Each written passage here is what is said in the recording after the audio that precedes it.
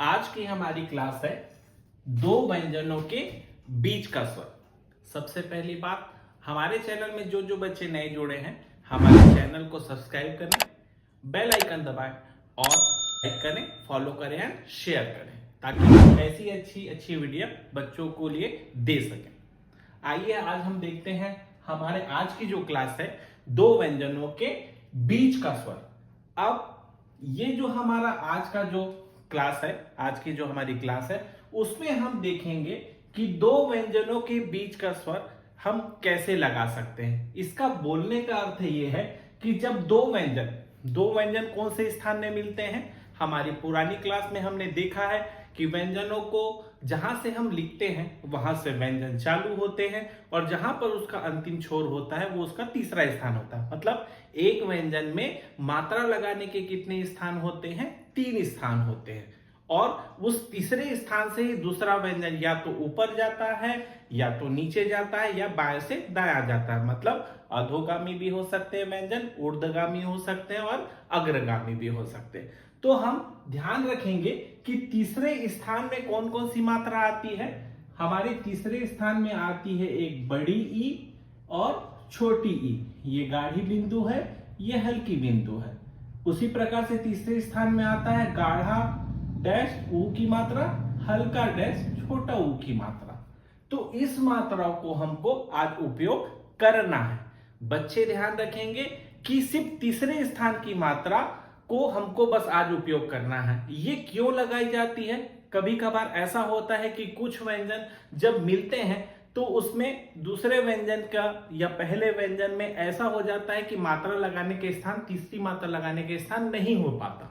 तो उसके लिए क्या करते हैं, बच्चे ध्यान से सुनेंगे, उसके लिए क्या करते हैं, एक व्यंजन के तीसरे स्थान की मात्रा बाद की, एक व्यंजन के तीसरे स्थान की मात्रा बाद की अगले व्यंजन के तीसरे स्थान में जाती है परंतु पहले जाती है। कैसे? थोड़ा सा एक उदाहरण हम थोड़ा सा लिखा है उसको हम देखते हैं। तो हमने यहां पर पल लिखा है। अगर ये पील होता, मैंने बोला एक व्यंजन के तीसरे स्थान की मात्रा अगले व्यंजन के तीसरे स्थान में जाती है परंतु पहले। तो अगर मैं जैसे छोटा सा उदाहरण, जैसे मैं इसे पील लिखना चाहता हूं, क्या लिखना चाहता हूं? पील लिखना चाहता हूं। अब प में तीसरे स्थान की मात्रा आई, बाद में आई। ई की मात्रा हम जानते हैं बिंदी लगती है, तो हम देखते हैं प के बाद में सुनाई दे रही है पील। तो 1 2 3, अब इसकी हम गिनती भी लिख लेते ताकि आपको अच्छे से स्पष्ट हो सके। तो 1 2, अब तीसरे स्थान में कौन सा आ गया? ई की मात्रा। तो हमको इस मात्रा को कहां रखना है? अगला व्यंजन कौन है उसके बाद में, उसके साथ में लगा है ल। तो ल के तीसरे स्थान परंतु पहले, पहले मतलब बाएं तरफ। अगर ये जैसे पील लिखा है तो इस तीसरी मात्रा को हम रखेंगे 1 2 3, 1 2 3 परंतु पहले। तो यहां पास आ जाएगी प की मात्रा। अब इसको पढ़ेंगे कैसे? प में ई की मात्रा पी और ला। अब ला में तो बाद में रहेगी मात्रा। जैसे ये अगर ये पीला होता तो हम यहां पर क्या करते? आ की मात्रा लगाते। अब इसे पढ़ते कैसे? पी ला। जैसे अगला शब्द आ रहा है टीम। क्या आ रहा है? टीम। अब फिर से क्या आ गई इसमें? तीसरे स्थान की मात्रा बाद में, दिख तो पहले रही है परंतु हमारा जो उच्चारण है, जो हमें सुन के लिखना है, वो हो रहा है हमारा बाद में। अब ट की मात्रा, अगला व्यंजन क्या है हमारा? म। म के तीसरे स्थान में तो आएगी परंतु पहले आएगी। तो कैसे लिखेंगे इसको एक बार देखते हैं अंक के द्वारा। 1 2 3 यहां ना लगा के अगले व्यंजन के तीसरे स्थान परंतु पहले। तो अब जैसे मात्रा लगाना चाहूंगा मैं, ये अंक देख लिया हमने। अब मात्रा लगाना चाहूंगा तो ट की मात्रा कहां जाएगी? म के पहले। अब ये क्या बन गया हमारा? टीम। अब जैसे मेरे को बनाना है पीच। क्या बनाना है बेटा? पीच या पूछ बनाना है, पू और च। तो अब कैसे करेंगे? तीसरे स्थान की मात्रा आ गई, या तो ई आया या तो ऊ आया। अब क्या करेंगे हम? प का 1 2 3 बाद में सुनाई दे रही है तो हम अगला व्यंजन क्या है हमारा? च। तो उसके 1 2 3 पहले रखेंगे, ई रहेगा तो हम बिंदी रखेंगे और अगर ऊ रहेगा तो डैश रखेंगे। कैसे पढ़ेंगे से? पू और ये च। अगला है, जैसे मुझे लिखना है पिता, क्या लिखना है? पिता। अब एक व्यंजन के तीसरे स्थान की मात्रा अगले व्यंजन के तीसरे स्थान परंतु पहले मतलब बाएं तरफ। अब इसको कैसे हम लिखेंगे? 1 2 3। अब तीसरे स्थान में आ गया, हमको कहां लिखना है? अगले व्यंजन के तीसरे स्थान परंतु पहले। तो यहां पर किसकी मात्रा आ गई बेटा? पी, क्योंकि त की मात्रा जो आएगी वो हमेशा दाएं तरफ बाद में होगी। तो इसे कैसे पढ़ेंगे? ये पी और ये ता में आ की मात्रा क्या बन गया? ये हमारा पिता। उसी प्रकार से हमको लिखना है, अगला शब्द देखते हैं हम, इसको लिखते हैं हम मीना या मूना लिखते हैं। ऊ की मात्रा का भी उदाहरण देख लेते हैं। अब एक व्यंजन के तीसरे स्थान की मात्रा कौन सी आ गई? अब ऊ आ गई। अब हम क्या करेंगे? म के बाद में कौन सा व्यंजन है? न है। तो इसको क्या करेंगे हम? एक व्यंजन के तीसरे स्थान की मात्रा अगले व्यंजन के तीसरे स्थान परंतु पहले, ये म की मात्रा न के तीसरा स्थान परंतु पहले और न की मात्रा न के बाद में। इसे कैसे पढ़ेंगे? मु न में आ की मात्रा क्या बन गया? मुना। इसको हम लिखते हैं, इसको हम लिखते हैं नूक लिखते हैं। इसको क्या लिखते हैं हम? नूक। तो न की मात्रा किसके पहले जाएगी? क के तीसरे स्थान परंतु पहले, क्योंकि उसमें कौन सी स्थान की मात्रा लगी है? ये तीसरे स्थान वाली मात्राएं लगी हुई है। तो कैसी लगेगी? ऐसी। अब पढ़ेंगे किसे? न में ऊ की मात्रा और क। बच्चे ध्यान रखेंगे कि एक व्यंजन में तीसरे स्थान की मात्रा जो बाद में आती है वो अगले व्यंजन के तीसरे स्थान में रहेगी परंतु पहले लगाएंगे, ठीक? क्योंकि दूसरे व्यंजन की मात्रा बाद में आप लिख सकते हैं उसका। अब आ रहा है, हम कुछ और अभ्यास कर रहे हैं जिससे आपको थोड़ा स्पष्ट हो जाएगा कि मात्राओं को कैसा लगाना है। अब सबसे पहला शब्द आ रहा है टूल। तो मैंने ट और ल लिख दिया। तो ट की मात्रा कहां चले जाएगी? ल के तीसरे स्थान परंतु पहले। तो ये क्या बन गया? टूल। अब आप लिखते हैं पीला। मैंने प लिखा और ल लिखा। अब प की मात्रा ल के तीसरे स्थान परंतु पहले और ल की मात्रा बाद में, तो पी ला। उसके बाद लिखना है मुझे मील। तो मैंने म लिखा और ल लिखा। अब म की मात्रा ल के तीसरे स्थान परंतु पहले। अगर ये मीला होता बाई तो इसको हम यहां पर सा की मात्रा लगाते। अब पढ़ते कैसे? ये मी और ये ला की मात्रा। अब अगला आ रहा है हमारा भूल। तो मैंने भ लिखा, ल लिखा, भ को काट दिया और भ में ऊ की मात्रा ल के तीसरे स्थान परंतु पहले। डैश है तो डैश वाली मात्रा लगाए। अब है उसके बाद चू। तो ये च और ये प। अब च की मात्रा प के तीसरे स्थान परंतु पहले, तो यहां पर लग जाएगी। तो ये क्या बन गया? चू। उसके बाद आ रहा टीका। तो मैंने ट बनाया और क बनाया। अब ट की मात्रा क के तीसरे स्थान परंतु पहले और क की मात्रा बाद में, क्या बन गया हमारा? टीका। अब अगला शब्द आ रहा है हमारा नील। तो हम क्या करेंगे? न के बाद में ल हमेशा नीचा होता है, तो न की मात्रा ल के तीसरे स्थान परंतु पहले, ठीक। अगला देखते हैं हम, फिर आ रहा है नील। अब नीला आ रहा है, तो न के बाद में ल नीचे, नी, ल में आ की मात्रा क्या बन गया हमारा? नीला। अगला शब्द है हमारा पीर। तो प और र लगा दिया। अब प की मात्रा र के तीसरे स्थान परंतु पहले लगेगी, तो ये पीर बन गया।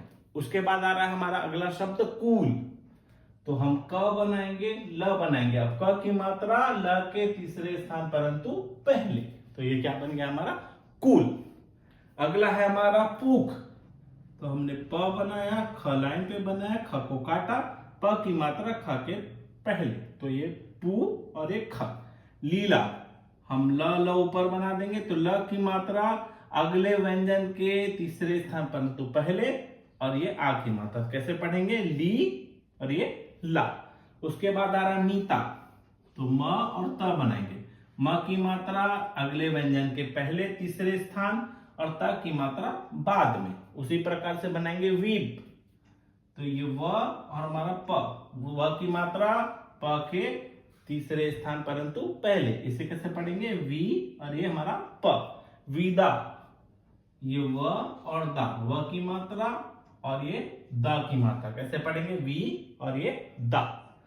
अगला जो आ रहा है हमारा हीरा, तो ये ह और रा, ये ही और ये रा। उसके बाद आ रहा है हमारा हीम, तो हम ह और म बनाएंगे, ह की मात्रा अगले व्यंजन के पहले। अब हमारे पास 3 व्यंजनों वाले शब्द आ रहे हैं। अब उसमें हमको ध्यान रखना है कि हमको कैसे लगे, जो हमारा नियम हमारे पास कंठस्थ है उसी के द्वारा हम बनाएंगे। हमको ज्यादा डरने की जरूरत नहीं है, धीरे से आदमी हम सोच के इसको अच्छे से बना सकते हैं। थोड़ा सा बस ध्यान रखना है आपको। अब इसमें हमारे को 3 व्यंजन आएंगे, तो डरने की जरूरत नहीं है। देखो हम आराम से बनाते हैं इसको। ये त, ये न और ये जा। अब क्या लिखा है तनुजा, तो न की मात्रा ज के तीसरे स्थान परंतु पहले और जा की मात्रा बा। अब इसे पढ़ेंगे कैसे, त ये नु और ये जा में आ की मात्रा क्या बन गया हमारा तनुजा। अगला आ रहा है हमारा देविका, तो ये भी बाया बनेगा, ये द व का। अब दे की मात्रा, ये व की मात्रा अगले व्यंजन के तीसरे स्थान परंतु पहले और का की मात्रा बाद में, तो दे, ये वी और ये का की मात्रा देविका। अगला आ रहा है हमारा पिटारा, तो ये प ट रा। अब प की मात्रा ट के पहले और टा की मात्रा ट के बाद में और र की मात्रा, इसे पढ़ेंगे कैसे पी टा रा। अब जिलोटा लिखना है हमें, तो ज ल टा।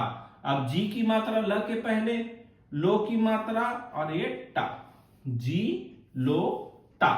अब आ रहा है हमारा वीराना, तो वह के साथ र ऊपर चले जाता है, व र और ना, ये वी ये रा और ये ना, कैसे पढ़ेंगे वी रा ना। उसके बाद आ रहा है हमारा नितिन, तो न त और न। अब न की मात्रा त के पहले, त की मात्रा न के पहले, अब इसको कैसे पढ़ेंगे नी, ये ती और ये हमारा न। अगला आ रहा है हमारा भूमिका, तो ये भ म और का, ये भ को काटेंगे हम। अब ये भू, म की मात्रा क के पहले, कैसे पढ़ेंगे भू, ये मी और का में आ की मात्रा, क्या बन गया हमारा भूमिका। अब आ रहा है हमारा अगला जो शब्द है दीवाना, तो ये भी बाया बनेगा, द व ना, ये दी ये वा और ये न, क्या बन गया हमारा दीवाना। बच्चे ध्यान रखेंगे बस कि हमको तीसरे स्थान की मात्रा जो व्यंजन के बाद में आती है, अगर उसको अगले व्यंजन के तीसरे स्थान में तो रखना है, परंतु पहले पहले मतलब बाएं तरफ रखना है और पढ़ते समय थोड़ा सा ध्यान लगाना है। अब हम ध्यान रखेंगे कि अगर व्यंजन के पहले अगर मात्रा आ जाती है तीसरे स्थान की, उसके लिए हम क्या करेंगे, थोड़ा सा ध्यान रखेंगे। अगर व्यंजन के पहले तीसरे स्थान की मात्रा आ जाती है तो उसे कुछ नहीं करना है, उसे अपने स्थान में स्वतः रहने देना है। जैसे एक छोटा सा उदाहरण मैं देना चाह रहा हूं, यहां पर देखेंगे हम। अगर जैसे मुझे अब लिखना है इनाम लिखना और इटारा लिखना है, इसके लिए क्या करेंगे हम, पहले व्यंजन बना लेते हैं न और म। अब ई की मात्रा को हम अगले व्यंजन में नहीं, ये तो व्यंजन के पहले आ रही है तो उसके स्थान को स्वतः रहने देना है, तो ई की मात्रा और ये न की मात्रा। अब इसे पढ़ेंगे कैसे, ई ना म। उसी प्रकार से अगला शब्द है हमारा इटारा, तो हम लिखेंगे ट और र। ये ई की मात्रा को तीसरे स्थान में स्वतः रहने देना है क्योंकि ये व्यंजन के पहले आ रही है। आज का जो हमारा नियम है, एक व्यंजन में बाद की तीसरे स्थान की मात्रा को अगले व्यंजन के तीसरे स्थान पे रखना है, परंतु पहले। अगर वो पहले मात्रा आ रही है तो उसका स्थान स्वतः रहेगा, उसे कुछ नहीं करना है। तो ई ये टा और रा, और अगर यही टीरा रहता तो हम इसे कैसे रहते। अब देखिए ट में तीसरे स्थान की मात्रा आ रही है बाद में, अब इसको हमको पहले व्यंजन बना लेंगे। अब ट की मात्रा को किसके पहले रखना है? र के तीसरे स्थान, परंतु पहले, और र की मात्रा बाद में। और जो पहले मात्रा आएगी उसका स्थान स्वतः रहेगा। बच्चे ध्यान देंगे इस बात पे।